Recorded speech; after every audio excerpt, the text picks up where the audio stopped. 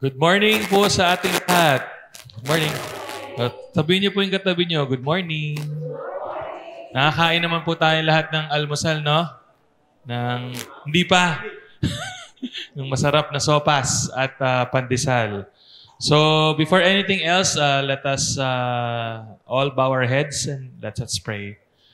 Panginoon, maraming po salamat sa umagang ito na kami po ay muling magkakasama sa iyong bahay-sambahan. Maraming salamat, Panginoon, dahil dinala niyo po kami dito ng ligtas at malayo po sa sakuna. Panginoon, ngayong araw na to, kami po ay makapakinig ng iyong mga salita. Na Panginoon ay marami po kami matutunan at marami po kami may apply sa aming mga buhay. Kayo po ang magbigay ng kalakasan, ng katalinuhan sa aming speaker na si Pastor Mando Santos. Kayo po ang maggabay sa kanya, Panginoon. Bigyan niyo po siya ng katalinuhan upang ma-explain po sa amin maigi ang mga gusto niyo pong masabi sa amin. Panginoon, sa mga kasamahan po namin ngayon na on the way pa lang po sa simbahan, kayo po ang mag-ingat sa kanila. Sa mga kamag-anak, sa mga kaibigan po namin na wala po today at malayo po sa aming mga piling, kayo po sana ang patuloy na mag-ingat sa kanila at kayo po ang manguna sa kanila, Lord, kung saan po sila naroon. We commit to you this day. In Jesus' name, Amen. Okay, dito po muna tayo sa mga announcements. So, andyan po sa ating mga programs at sa ating mga screens ang ating weekly programs or schedules. So you just go through it po. Hindi naman po yan nagbabago. So yun, uwi niyo po ang ating mga programs para po aware po tayo even pag nasa bahay tayo at malaman natin ang mga gawain ng ating sambahan. So, bale, our theme for December is true love. No? We will tackle about love. What is love? Parang ganyan. So, exciting po ang ating mga topics every week. So, sana po ay patuloy po tayong umattend at wag po tayong makamiss ng ating mga pananambahan. So, sa December 15 po ay ang ating Christmas tree offering and family day. So, inagahan po natin to. Usually, parang a week, days before Christmas natin po ginagawa. Pero since we think na marami pong makaka-attend kung medyo aagahan natin para po yung mga ibang schedules natin ay hindi na mag-conflict. So, December 15 po, that is next week, ang Christmas tree offering at ang family day. Family day po, yan po ginagawa natin after ng service. Meron po tayong parang Christmas party. So may mga games tayo, may kainan, merienda, mga prizes, raffle, and all. So ang nangunguna po dito, ang mga kabataan. So we expect po na mag-enjoy po ang lahat. And then December 29, year-end worship and testimony Sunday. So dyan po natin binibigyan ng chance sa mga members na makapagsalita at ma-share sa atin ang mga magagandang bagay at ang mga hindi magagandang bagay na nangyari sa buong taon. No? So, we encourage everyone po na iisipin na natin ang mga sabihin natin para po hindi rin tayo tumagal at marami pong makapagsalita. So, andyan din po sa ating program ang ating mga presiders and special numbers. So next week po si Aaron, Joseph on the 22nd and then 29 po ay si EJ. Ang mga special numbers po, si Solen next week, si Eric for December 22 and ang iyong pong lingkod sa December 29. Sa lunch sponsors po, maraming pong salamat sa mga nag-commit po na mag-lead sa ating mga kainan. So today po, ang pamilya ni Jam, so si Che, Jam, Maika, for today. Maraming po salamat. For next week po, ang sponsor po ay GNCF Family. At sa 22nd po ay si Joanne at si Thea. Okay, sa 29 po wala pa. So open po yung slot kung gusto nyo pong mag-commit for that Sunday na mag-sponsor po. You're all always welcome. Okay, so happy birthday sa mga sumusunod, si Gerald Cruz. Happy birthday, Gerald. Raymond George, si Raymond. Jam Arcilia, happy birthday. Siya po ang sponsor today. At po si Cherry Lazaro. Happy birthday po. At syempre, happy wedding anniversary. Nakaligtaan lang po natin ilagay sa program. Pero nandiyan po sa screen natin, si Kuya Chris and Ate Tonette Girona. Okay, so for the financial report, ang pumasok po last week ay 65,965 at ang lumabas po ay 20,436. So maraming salamat po sa mga patuloy na nagsusuporta sa ating pananambahan at sa mga gawain ng simbahan. Sana po ay mabibiyaan po tayo lalo ng ating Panginoon. So nakabili na po tayo ng grass cutter, no? Yun po. Yung Lotus na grass cutter. Ang kulang na lang po dyan ay yung maggagamit. So, kung gusto nyo pong gumamit or wala kayong ginagawa, gusto nyo mag-exercise, punta lang po kayo dito every weekend. So, normally Saturday ginagawa po yan or Sunday, pwede rin po. Pero yun, volunteers na lang po tayo kung sino pong gusto pumunta dito at maranasang gumamit ng grass cutter. Yung hindi na yung parang parang gunting. So, automatic na po yan. I-glide nyo lang sa mga damo. So, again, we have Aroscaldo outreach next week. So, we invite everyone to be there. Siyempre, usual, ang regular naman na nagpe-prepare at nagluluto ay ang mga kababaihan at kalalakihan. Pero siyempre, yung mga nagdi-distribute, ang nagsasalok, at nag-o-offer ay ang mga kabataan. So, open po ito sa lahat. Kung wala po kayong ginagawa, sama lang po kayo sa Loyola, sa may gate, sa may tapat ng tricycle area. Okay. So, yan po ang ating mga pahayag. Tinatawagan po si EJ at ang music team para po sa praise and worship. Right. Thank you, EJ and music team. Ngayon po ay nasa paron tayo ng pagpunta sa harap, kung meron po tayong gustong ipanalangin at ipasalamat sa ating Panginoon na malaya po tayong makakapunta sa harapan at tayo po ay pangungunahan sa panalangin ni Pastor Armando Santos. Pero bago po ang lahat, awitin po natin ang Alam Kong May Magagawa ang Diyos.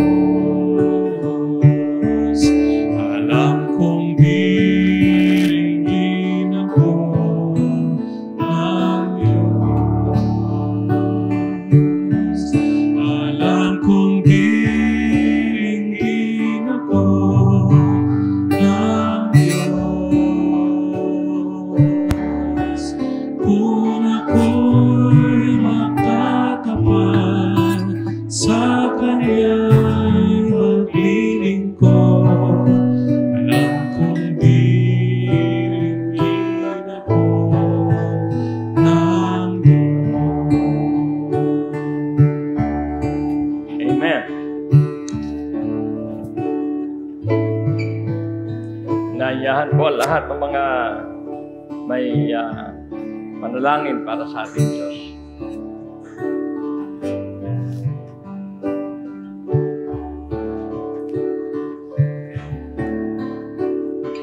Nais kong basahin matalang kayo ay lumalapit at sa mga nakaupo sa kanilang mga likmuan ang isang talata sa Ephesians 6, chapter 18.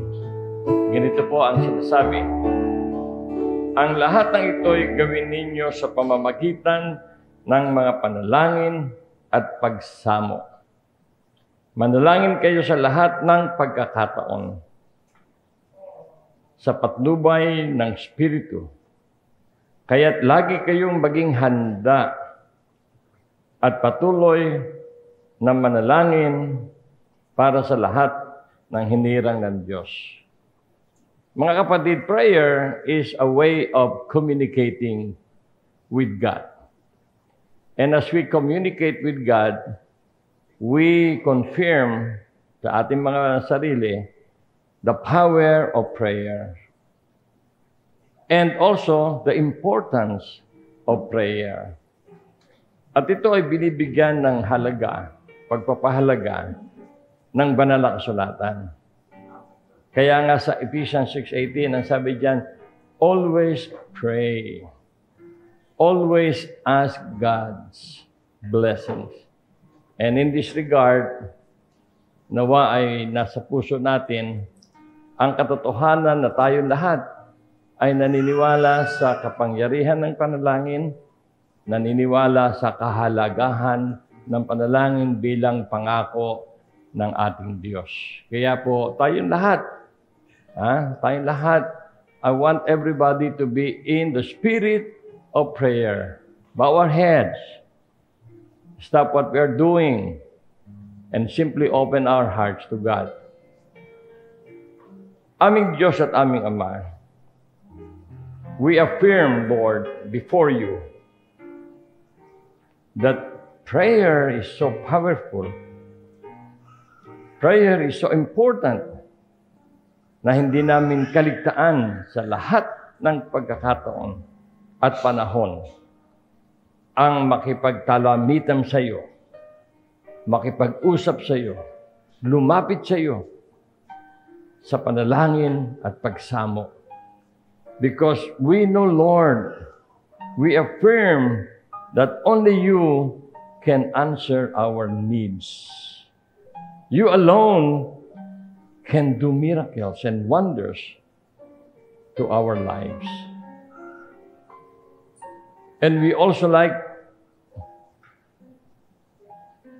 to be before you with humble heart, asking for forgiveness sa aming mga nagawang mga kasalanan, sa aming pananalita, sa aming pag-iisip, sa aming mga kilos, Lord, we pray. Cleanse us, Lord, from unrighteousness. And this morning, Lord, in the name of our Lord and our Savior, Jesus Christ, we come before you. Pasalamatan ka sa lahat ng kabutihang pinagkaloob mo sa amin sa nakalipas na 1 linggo. Salamat, Panginoon, sa aming mga kapatid na nagdiwang ng kanilang kaarawan. We thank you, Lord, for Raymond sa kanyang kaarawan.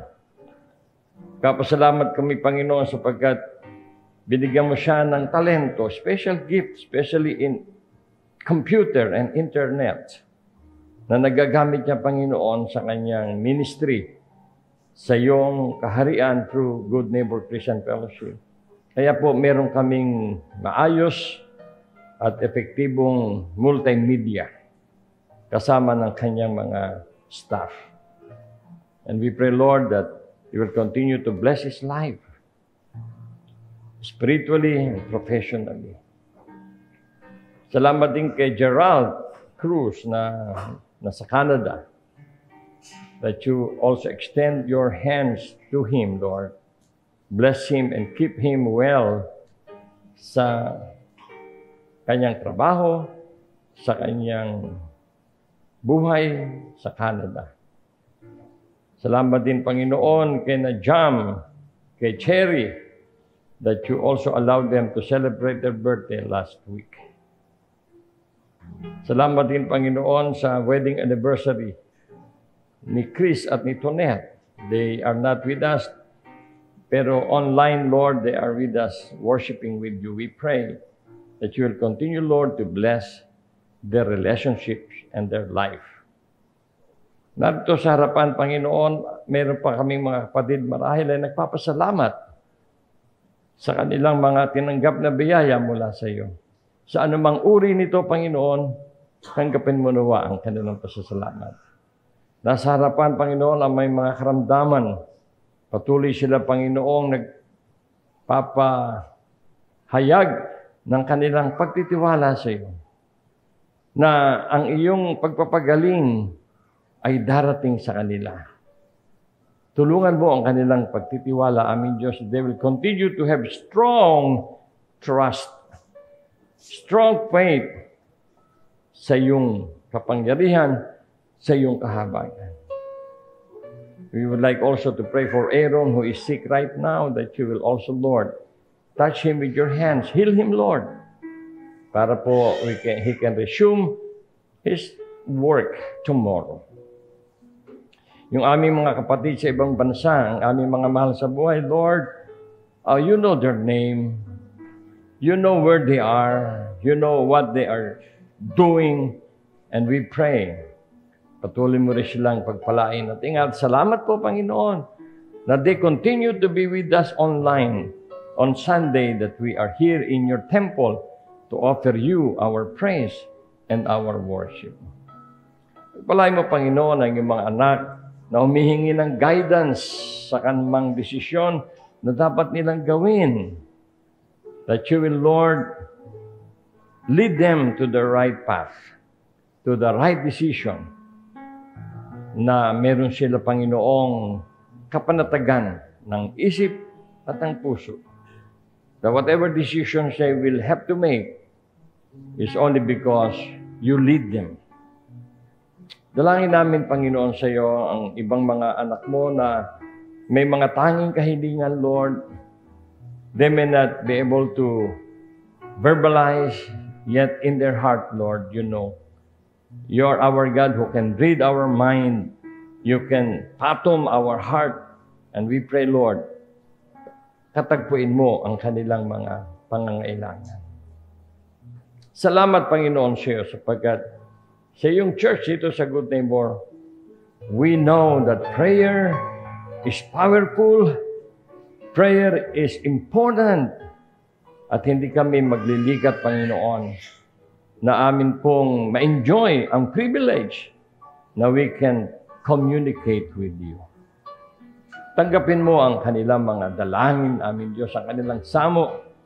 Patuloy mo silang pagpalain ang kanilang buhay, ang kanilang mahal sa buhay, ang kanilang kalusugan, ang kanilang kabuhayan, Panginoon, sa pangalan ni Jesus.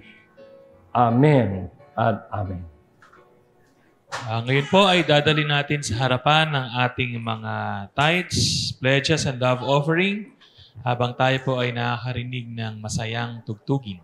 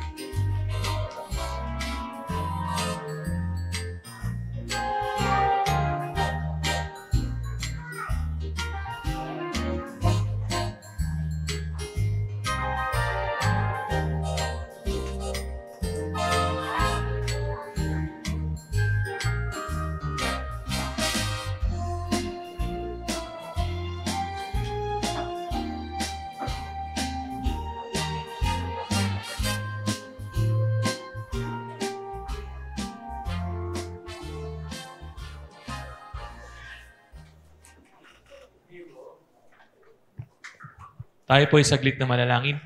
Panginoon, maraming po salamat sa mga biyayang amin natatanggap mula sa iyo. Maraming salamat, Panginoon, dahil hindi mo kami pinapabayaan sa aming mga trabaho, sa aming mga ginagawa para kami ay magkaroon ng financial support sa aming mga pamilya, aming mga sarili, Panginoon. Patuloy niyo po kaming ang alagaan at bigyan ng kalakasan na maganumpanan ng aming mga trabaho at aming mga role sa aming mga opisina at sa lahat ng aming mga ginagawa, Panginoon. Ito pong aming dalangin sa pangalan ni Jesus. Amen. Ngayon po ay tatawagin natin si Irish para sa kanyang special number.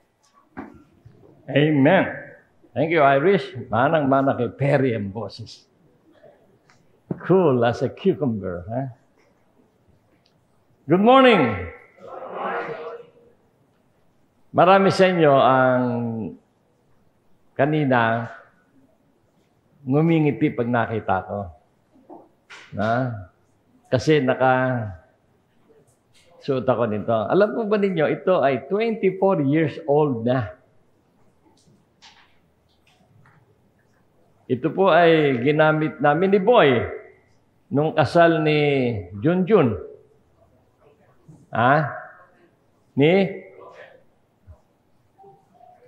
Nino? Ni Romel. Siya. Nung kagabi, sabi ko, shoot ko kaya yun. Punta ako sa attic. Kinuha ko. Kasya pa. So, kaya talagang kanina, talagang dapat dalawa pang aircon. Kasi init. Hindi ko lang mahabad. Ang init. Naramdaman ko yung nararamdaman ng Pastor Rico pag naka-Amerikana. Mainit. Okay.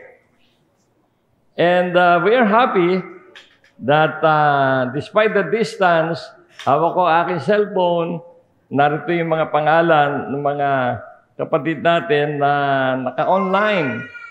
Naka-online si Pastor Benji and Doris, si Ed, si Napresi, yan.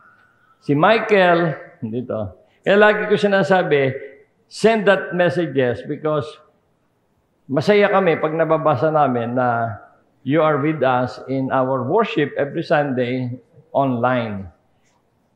Worshiping online, si Tonet naka-online. Worshiping online is okay, but worshiping on-site is better. Kaya tayo, natutuwa ako na hindi tayo nananatili sa bahay at naka-online, kundi nandito tayo. And as I have always been telling, God is so good that every Sunday, we have good weather. Noong linggo, hindi naman malakas ang ulan. Tama lang, kaya malamig. Ngayon, very sunshiny ang ating Sunday, and we thank the Lord for that. Ang ating pong theme for the month is True Love. At na-share na ni Pastor Rico yung kanyang pananaw nung last Sunday. And today, our topic is entitled, Love Never Abandons. A loving heart never abandons. Okay. Ang ating main verse ay nasa Deuteronomy 31, verses 6 to 8. But before I continue, let's all bow our heads and let's have this short prayer. Father in heaven, I pray na patuloy mo kaming bigyan hindi lamang ng kakayahang unawain ng salita, kundi ng desire to feed on your words and let your words transform us, Lord, into the kind of Christian you want us to be. Help us, Lord, in our study of our theme, Love. Sa pangalan ni Jesus, Amen. Sabi po sa Deuteronomy 31:6-8. By the way, si Romy po ay kasama na uli natin. Almost 2 months siyang nawala. Ngayon ay kasama na natin muli. And let's all put our hands together for Romy. Yung unang-unang pinuntahan ni Romy pagdating dito ang church. I'm happy that the first place that he went to is our church. Mahal niya ang church. And as the church also love him for that matter. Okay, Romy? Ayos. Sabi po sa Deuteronomy Be strong and courageous. Ito pong talatang ito, sinabi ni Moses kay Joshua. When Moses was about 120 years old, and Moses knows that his time on earth is about to end, kinausap niya ang mga taga-Israel, specifically Joshua. Sinabi ng God through Moses kay Joshua, ikaw ang hahalili sa akin. Hindi naman pinaghandaan ni Joshua yun eh. Si Joshua, he simply kept his loyalty and faithfulness to Moses' leadership. Kasi si Joshua, aide de camp. Ibig sabihin ng aide de camp, right hand ni Moses. And when the time came, sabi ni Moses, I'm 120 years old. You will be the one to lead the Israelites to the promised land. Kasi hindi ako papasok sa promised land, sabi ni Moses. See?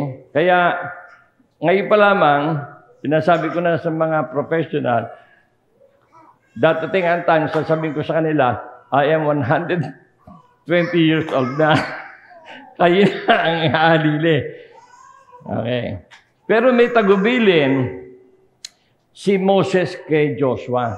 And this counsel of Moses to Joshua is his counsel to us also today. Okay? At yung pinangako ng God kay Joshua ay pangako din ng God sa atin. Kaya nga yung kanta natin na God's unfailing love. This is the unfailing love of God. Walang hanggang pag-ibig ng Diyos sa Israelites, kay Joshua, at sa atin. Ang sabi ni Moses, God will never leave you nor forsake you. Ang sabi niya, be strong and courageous. Do not be afraid or terrified because of the enemy. Tayo maraming enemies eh. Di ba? Mga problema, enemy yan eh. Karamdaman, enemy yan eh. Difficulties, enemy yan eh. Mas mahirap kung ang enemy natin tao. Di ba? Mas mahirap yon. Kung ang enemy natin di problema, karamdaman, pananalapi, it's okay. Sabi niya, do not be afraid. For the Lord your God goes with you. Okay? He will never leave you nor forsake you. This is an assurance to all of us that whatever situations we find ourselves in, God will never leave us nor forsake us. Kumisa nga, kabaliktaran eh. Tayo pa yung naglilib sa God eh. Tayo pa yung nag-abandon sa God eh. In many ways, we leave God, we abandon God, we forsake God. But God, He will never leave you nor forsake you. At itong pangako ito ng God, nasulat yan sa maraming books of Bible. Naglagay ako dyan ng several. Ayan. Yan, the promise of God is, you can find this promise of God in several books of the Bible, Old and New.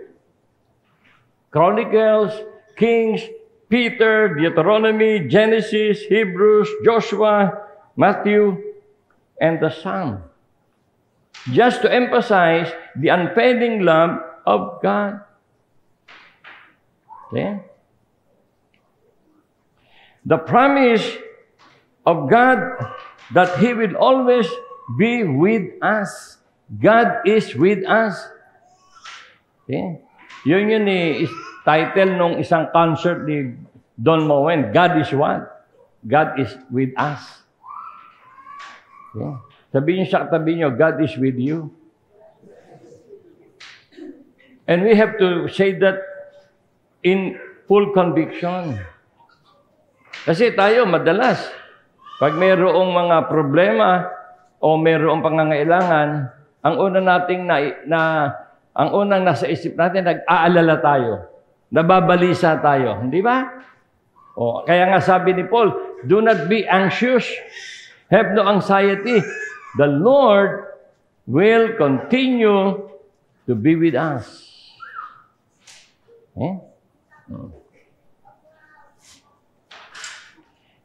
This promise of God must encourage us to always be with God. To always be living with God. Yung nga lang, sabi nga sa inyo, minsan, tayo, we are the one living God. We are the one forsaking God.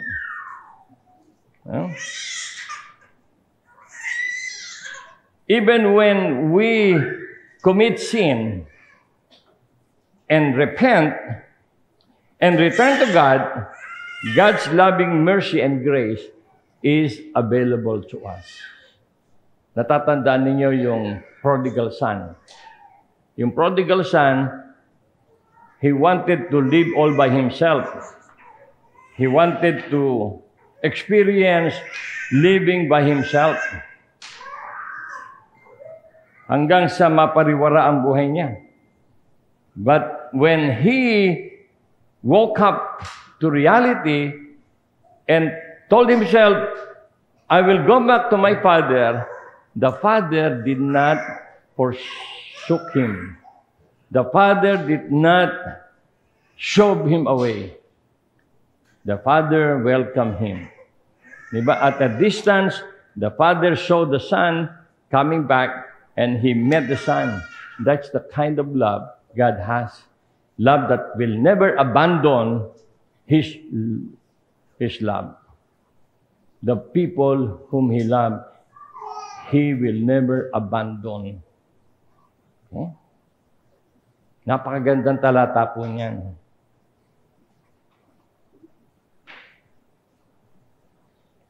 This verse signifies God's unwavering commitment. Ano po ba yung unwavering? Hindi nagdadalawang isip na commitment sa kanyang mga anak. Sa kanyang mga mahal. Tayo yun. God's unwavering commitment is with us. Whatever happens. Ngayon, mga kapatid, paano natin ito ma-actualize? What are the examples to actualize yung ganyang klase ng pag-ibig? Okay? Meron po akong 4 na example na gusto kong i-share sa inyo to show this unwavering, this passionate, this unconditional kind of love. And I hope you have this in your heart towards people you are supposed to love. Despite the situation. Ito, wala ito sa aking note, pero naalala ko, meron kaming kaibigan ni Teacher Puring. Hindi ko nasasabihin ng pangalan. Meron siyang asawa. Yung asawa niya, engineer. Siya naman, educator. Yung mga anak no, naging estudyante namin sa Christian Academy. Yung lalaki, nag-ibang bahay. Hindi nag-ibang buhay, no? Sumakabilang bahay. Masakit dun sa wife, yung ginawa ng husband. Tapos yung husband, nagkaroon ng 2 anak. Pero alam nyo, yung aming kaibigan na educator, hindi niya pinalayas yung asawa niya. Hinayaan niyang yung kanyang husband nakatira sa kanilang compound. At yung anak ng husband niya sa iba, pinag-aral niya. Isa pang nag-aral doon sa UP pa. Sabi ko, ma'am, okay kayo ba? Alam mo naman, pastor, anong kasalanan ng mga bata? Wala naman silang kasalanan eh. Ang may kasalanan yung asawa ko eh. Why will I be cruel to them? Okay? At yung husband, pinatawad niya. Okay? Pinatawad niya. Palibasa ay Kristiyano eh. Hanggang sa nakagraduate yung dalawang anak. At namatay na rin yung husband, namatay na rin yung kaibigan namin. Pero sabi ko nga, saludo ko sa inyo, ma'am. Kung iba lang yan, hindi niya tatangkilik. Tinangkilik niya. Sabi niya, pastor, kasi wala namang kasalanan yung dalawang bata. Meron akong kaklase. If that is not love, what is it? Meron akong kaklase nung elementary. Yung husband nagpunta ng Japan. Nagkaroon ng pamilya. Sakit yun, di ba? Tapos, yung husband niya, nagkasakit. So, hindi naman siya tangkilikin nung kanyang kinasama. Umuwi. Tinanggap nung kaklase ko, yung lalaki. Sabi ko, okay ka. Bumalik eh. Wala na akong magagawa. Nung namatay, kinuha pa niya ng Loyola. Diyan pa sa Loyola, inilibing. Sabi ko, okay ka. Yung isang anak no, kaibigan ni Munhit. Wow. Saludo ko sa iyo, Lourdes ka. If that is not love, what is it? Diba? Ganun ang God eh. Pero ang God, ang na-expect niya sa atin, yung tayo ay mabuhay, nakasama siya. Pero kung tayo ay humihiwalay, the verse will continue to have its effect on us. He will never leave you nor forsake you.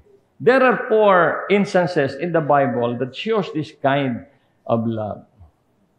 Natatandaan ninyo si Ruth. Kilala po ninyo si Ruth. Anak ni Kuya. Si Ruth, ano yan book yan sa Bible eh. Pagkatapos ng Judges, Ruth. Si Ruth, may 2 anak na lalaki. Si Malon at saka si Kilong. May asawa sila. Ang asawa nila ay si Ruth at saka si Orpha. Yung nanay, si Naomi. Okay. Namatay yung 2 anak na lalaki. Sabi ni Naomi, Ruth, Orpha, paano yan? Wala na ang inyong mga asawa. Hindi naman ako mag-aasawa pa at mga anak, intendin yung lumaki para maging asawa niyo uli. Okay? Mabuti pa, bumalik na kayo sa inyong angkan. I am giving you the blessing that you live and go back to your families. Si Orpha, nagpaalam. Bumalik. Si Ruth, sabi niya, no, I will not leave you. I will not forsake you. I love you. Your people will be my people. Your God will be my God. Ayan, no? Nasa Ruth, verse chapter 1, 16 to 18. Don't urge me to leave you or to turn back from you. Where you go, I will go. Where you stay, I will stay. Your people will be my people, and your God, my God. Where you die, I will die, and there I will be buried. See, this is the kind of love ni Ruth that she cannot have the heart to abandon her mother-in-law, si Naomi. Naalala ko si Ate Puring, sinabi niya sa akin yan eh. Nasa sulat yun, nakatabi yung sulat na yun eh. Next time, babasahin ko. Sabi niya, your people will be my people. Oh. See? Ibig sabihin, your family will be my family. Sinabi niya yun. Kaya ko siya sinagot eh. Ha? May sinabi pa siya eh. We may all be encompassed by challenges, by opportunities, but I'm sticking with you. See? Kaya kayo, mga lalaki, umayos kayo ng panliligaw.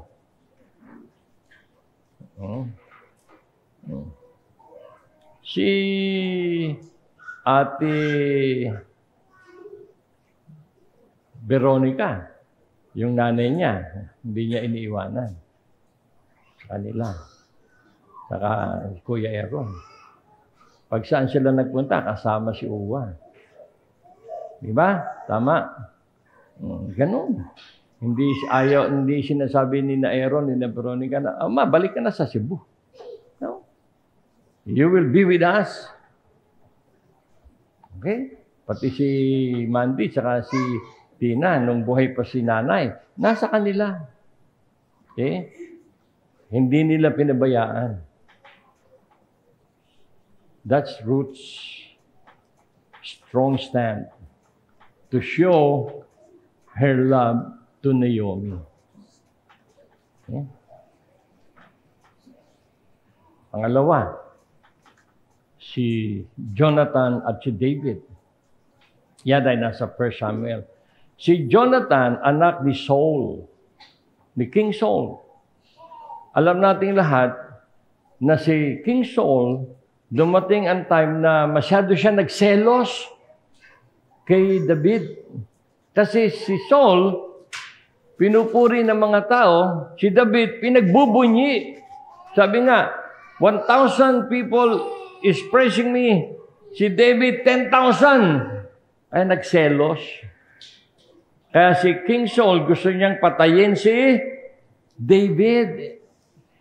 He attempted to kill David. Ngayon, si Saul may anak, si Jonathan. So normally, yung anak kakampi sa tatay. Di ba? Kalaban mo, kalaban ko. Pero si Jonathan, he showed his love to David. Kahit na siya ay pinagbantaan patayin din ng tatay niya, hindi siya bumitiw kay David. Binigyan pa niya si David ng mga advance notices and warning para si David ay makaligtas sa tangka ni Saul na siya ay patayin. Okay? Anak ng isang hari na gustong ipapatay ang kaibigan, pero pinanatili niya ang kanyang pag-ibig, pagkakaibigan kay David. See? In fact, diyan sa kasaysayan, may pangako pa si Jonathan kay David. Kaya nung si David na ang naging hari, hindi niya pinabayaan ang sambahayan ni Jonathan. Hindi nagkaroon si David ng anumang pusong paghihiganti, kundi pagmamahal at pagtangkilik kay Jonathan. Okay? Napakagandang halimbawa ng isang loving heart that will not abandon people that He loves. Si Jesus Christ. Hindi ba si Jesus Christ? Pinagkaila siya ni Pedro. Ilang beses pinagkaila ni Pedro si Jesus Christ? 3. Di ba? Nung hinuli si Jesus Christ, hindi ba kasama ka ni Jesus? Hindi. Hindi ako kasama. Minsan, andun siya sa nagpapainit ng mga kamay. Hindi ba kasama ka ni Jesus? Hindi. Hindi ako kasama. Nung pangatlo, nagmura pa si Pedro. Hindi lang ako makapagmura. Nagmura pa just to stress na hindi ko kilala yan. Imagine, kung ikaw si Jesus, what will you feel towards Peter? You will what? You will feel sad. Ano pa? You might even feel angry, discouraged, disappointed. Di ba? Pinagkanulo ka, 3 years mong kasama. Pinagaling mo pa yung mother-in-law niya. Kasama mong gumagawa ng mga himala. Kasama mong nangangaral. And yet, sa huling pagkakataon, ipinagkaila ka. Si Judas nga ibinenta pa siya Parang si Bong. Di ba? Binigyan natin ng lahat ng uri ng kabutihan, pero pinagkanulo ang ating pagtitiwala. Pero I never heard any one of you say something bad sa kanya. Di ba? Pinablatter ko lang siya. Pero to say bad words to him, we do not. Ngayon, si Jesus Christ, ang ganda talaga ng klase ng pag-ibig ni Jesus. When Jesus Christ was crucified and was buried and rose from the dead, hindi niya kinalimutan si Pedro. Binalikan niya si Peter to restore Peter. Binalikan niya hindi para pamukhaan, "Oy, Pedro, natatandaan mo ba? Ilang beses mo ko pinagkanulo. Hindi ko akalain na gagawin mo yan sa akin. Hindi ko iniisip na ako ay pagtataksilan mo. Hindi ko iniisip na ako ay gagawan mo na hindi mabuti." No. Jesus Christ went to Peter and He restored Peter. Tinanong pa ni Jesus Christ si Peter, "Peter, do you love me?" Ilang beses tinanong ni Jesus si Peter? Susan. Susan. Alice pala. Alice. Ilan? 3. Ano sabi ni Pedro? "Yes, you know that I love you. Yes, you know that I love you. Yes, you know that I love you." Ano ang sinasabi ni Jesus Christ? "Feed my sheep, protect my sheep." Ibig sabihin, you will continue what you have learned from me. Even if you denied me 3 times, I still love you. I will never abandon you. I will never forsake you. Di ba? Napakaganda. Tinagubilinan pa ni Jesus Christ. Pagka ikaw, ginawa na hindi maganda, isipin mo na lang, sabi ni Jesus Christ, "Vengeance is mine." Wala tayong karapatan na maghiganti. Malulungkot ka. Pero in the end, God will what? Raise you up. At yung gagawa sa'yo na hindi maganda, bahala ang Diyos doon. Okay? We always look for ways to restore people who will do something bad to us. Pang-4, dito ka magtatapos. Si Joseph. Hindi si Joseph Cruz. Si Joseph and Mary. Ito, maganda ito, mga kabataan. Si Joseph, girlfriend niya si Mary. Girlfriend niya. Meron ka ng girlfriend? Wala pa. Ikaw. Ang bira. Ang gagwapo niyo, wala kayong girlfriend. Very good. Ako, doon nag-girlfriend, 27 na ako. 27. Nung nagpakasal ako, I'm almost 30 years old. Kaya hindi ako nagmadali. Kahit minamadali ako. Si Joseph, girlfriend niya si Mary. Engaged na sila Betrothed na They're almost husband and wife. Nagkasundo na eh. Magpapakasal na eh. Meron na nga marriage contract eh. Ang problema, nalaman ni Joseph na si Mary ay nagdadalang tao. Naku, ano kaya isipin ni Rangold pagka ganon? Di ba? So, naggulumihanan si Joseph. Ano ba yung gagawin ko? Hindi ko naman pwedeng ireklamo si Mary kasi pagka siya ay aking inireklamo, haharap siya sa parusa. Ano ang parusa? Kamatayan. Mahal niya si Mary. Kaya sabi ni Joseph, ganito lang gagawin ko. Sabi ni Joseph, nag-iisip si Joseph, ganito lang gagawin ko.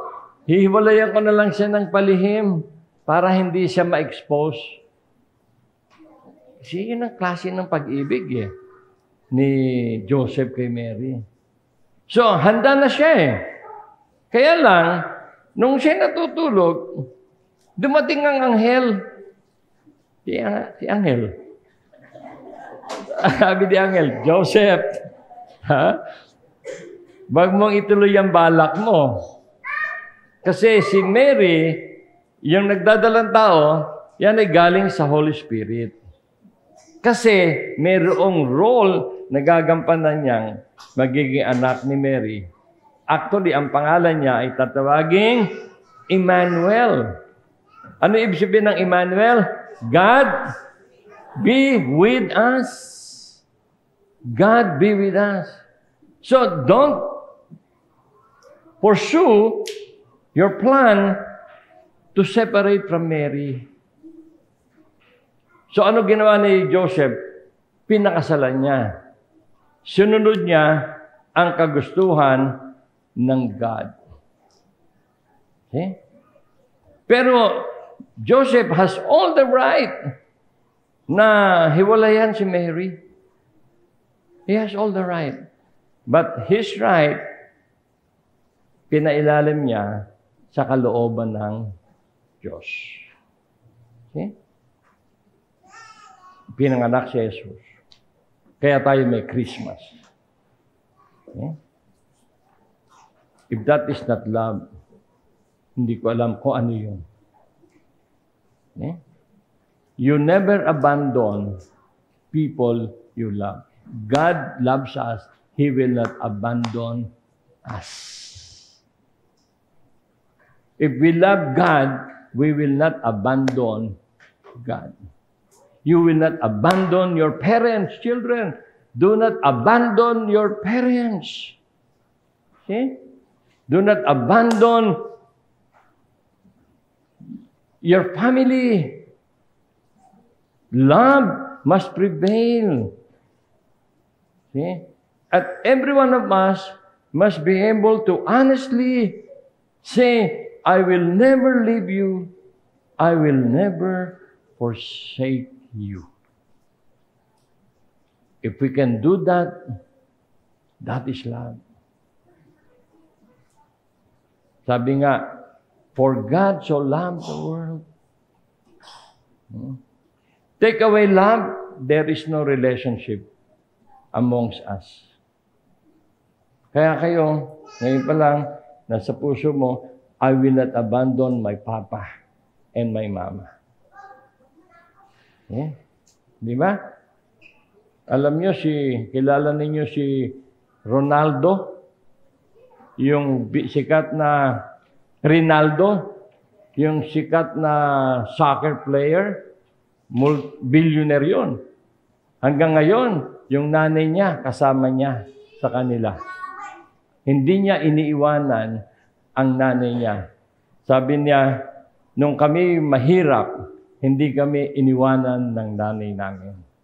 And it is only but proper that as long as I am alive, my mother will stay with me. Kahit may sarili na siyang pamilya. See? Si Elon Musk. Kilala niyo si Elon Musk? Hinuhulaan na siya ang magiging unang-unang trillionaire sa buong mundo. He never abandoned his mother. Hanggang ngayon. Kaya kayong mga anak, just like God has made the commitment, I will never leave you. I will never forsake you. To the point na I am willing to give my son for you. Di ba?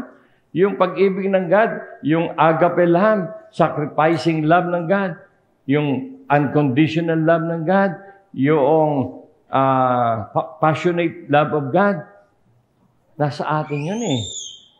So dapat ganun din tayo sa ating mga mahal sa buhay. Okay? Si Makmak. Asan si Makmak?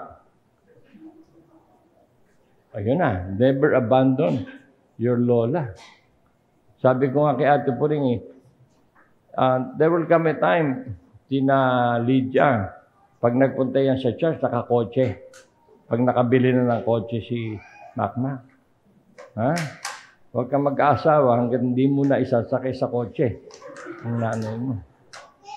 Di ba? Totoo yun. Totoo yun. Okay? Yung iba sa atin, kuminsan,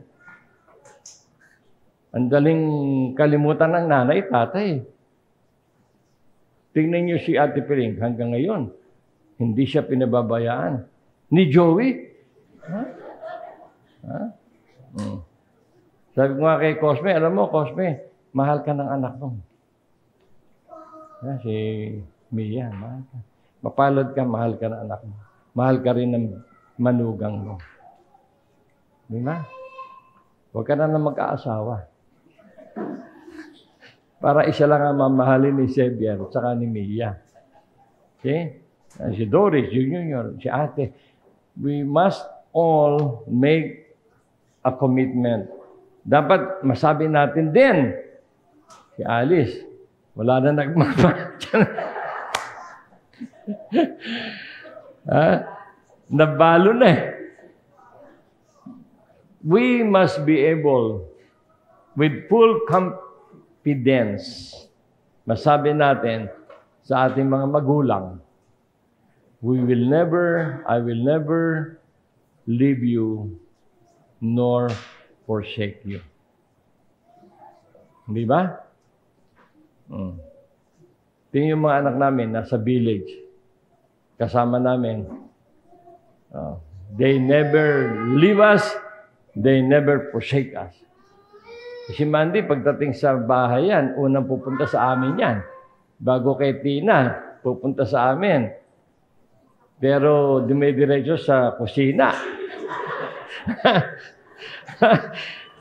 Titignan niya, ano ba yung ulam na parang bawas na. Pagka hindi pa bawas, hindi niya ginagalaw. Pag bawas na, yan. Pero it is a joy for us. Si Aaron, kailan nyo na, dito kayo mag-dinner. Dinner kami. Okay? So, that's how we should be in our family, just as we are with God. True love does not give up. You know?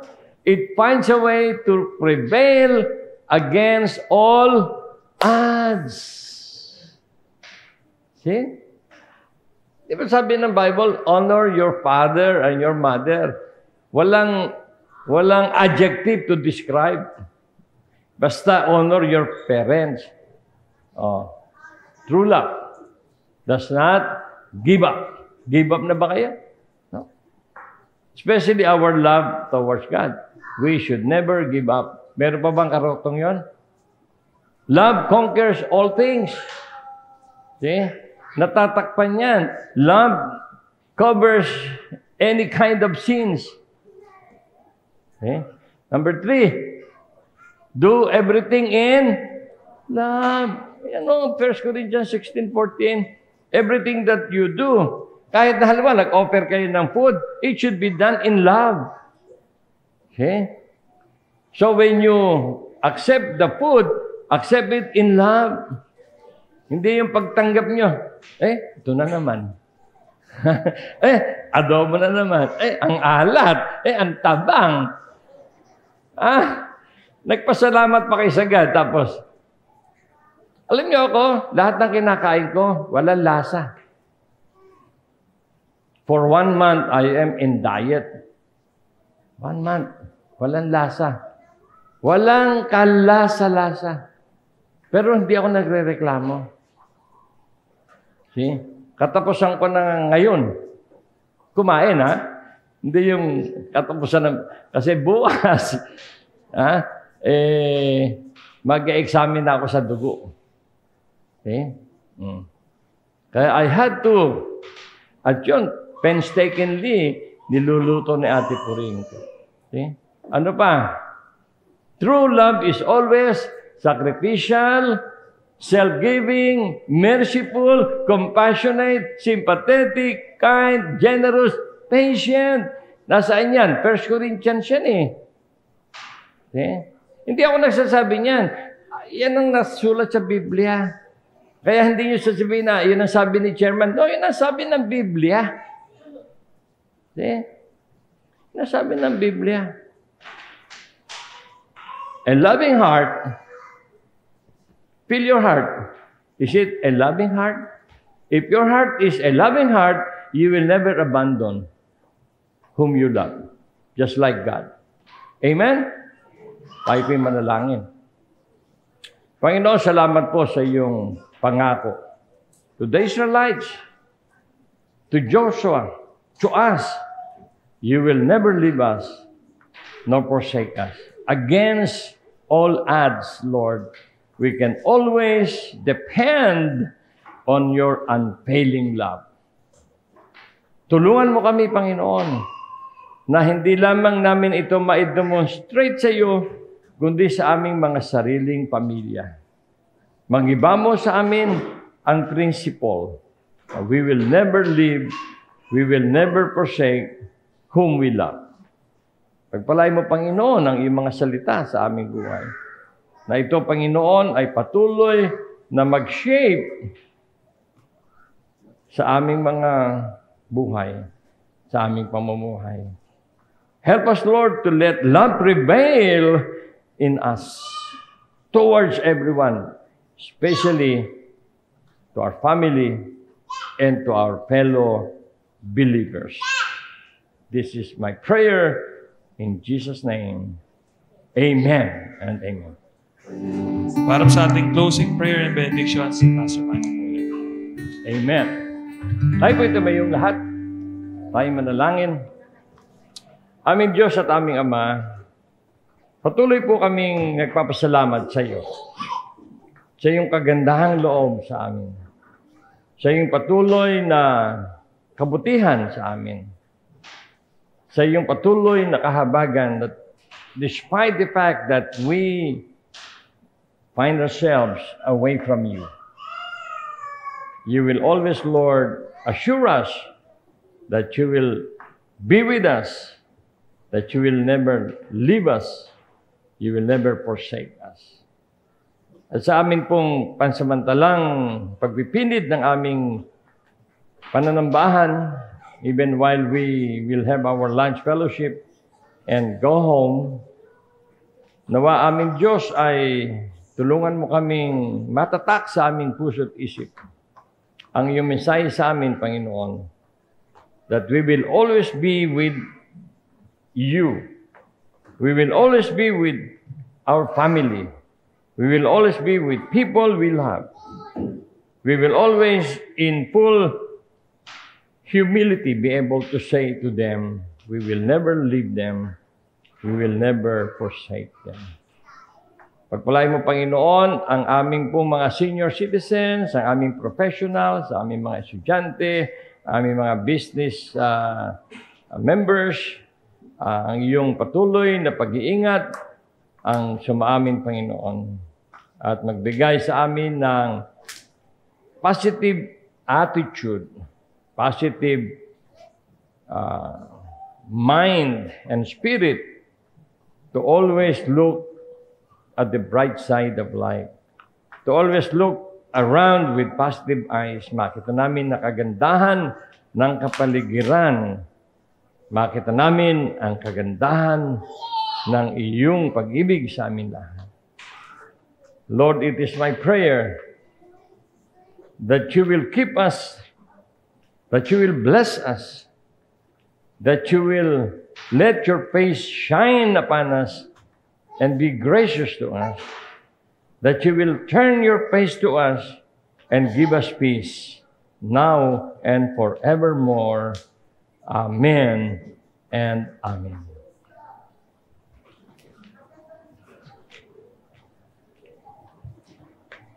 Bigasin po natin ang ating commitment verse. Maging kalugulog dawa ang mga salita na aking bibig at ang pagbubulay-bulay na aking puso sa iyong paningin. O Panginoon, na aking malaking bato at aking manlubos.